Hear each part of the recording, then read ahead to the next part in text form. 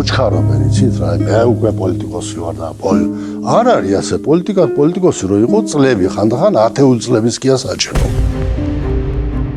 აქ პრაქტიკულად იწყება შეთქმულება სახელმწიფოს წინააღმდეგ. აკრიტიკებდა ხელისუფლებას, ხელისუფლების ხესრუთვე მარტო შევარდნაძე. გუშინის ჩემი მამა გამზდელი იყო. ამ პრეზიდენტთან ძალიან ადვილია ასეთ ტონით ლაპარაკი, იმიტომ რომ იცი რომ მაინც არაფერი არ მოგივა და ერთით არ ჩამოგივარდება თავიდან. ჩნდება ეგრეთ წოდებული ახალგაზრდა რეფორმატორთა ჯგუფი.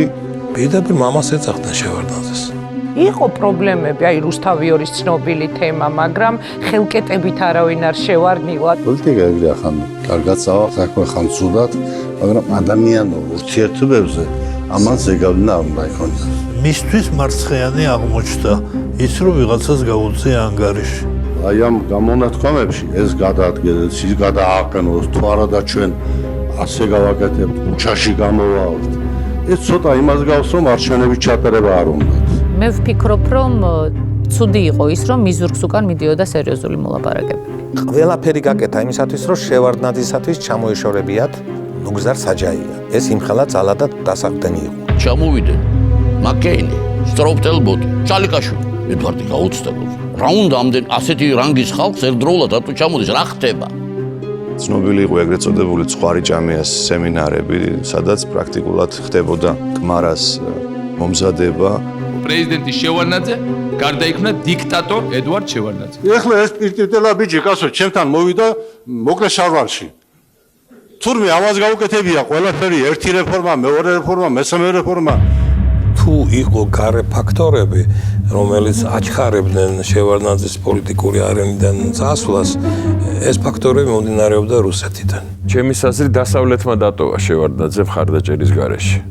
რასაკვირველია, ამერიკელებიც ისევე როგორც ხვებიც ფიქრობდნენ და ემზადებოდნენ ვინ უნდა იყოს შემდეგი. მათი სურვილი არ იყო, ასე ვთქვათ, შევარდნაძის გადაყენება და მით უფრო დაუშვათ შევარდნაძის რაიმენაირად საფრთხის ქვეშ დაყენება, ეს აბსოლუტურად ერთმნიშვნელოვანი. მცდელობა ამ ახალგაზრდა რეფორმატორთა გუნდის მხრიდან, რომ სასამართლო კორპუსი მთლიანად დაეკომპლექტებინათ და ეს პრაქტიკულად ასეც მოხდა. პროკურატურაში პრაქტიკულად დაიკარგა ყველა ბერკეტი, ანალოგიური სიტუაცია გადვითარდა როგორც ჩანს უშროებაში.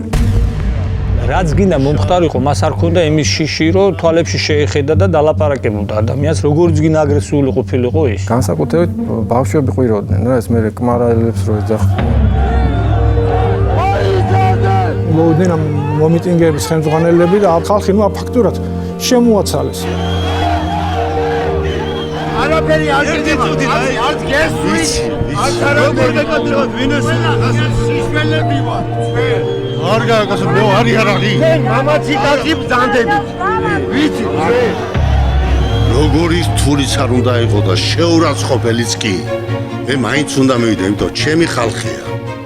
ჩემი შვილები არიან, ჩემი შვილიშვილები არიან. საქართველოს კიდევ 37 წელი ჭირდება? ციხეებში დალპობა ჭირდება ხალხს? ელოდება საქართველოს.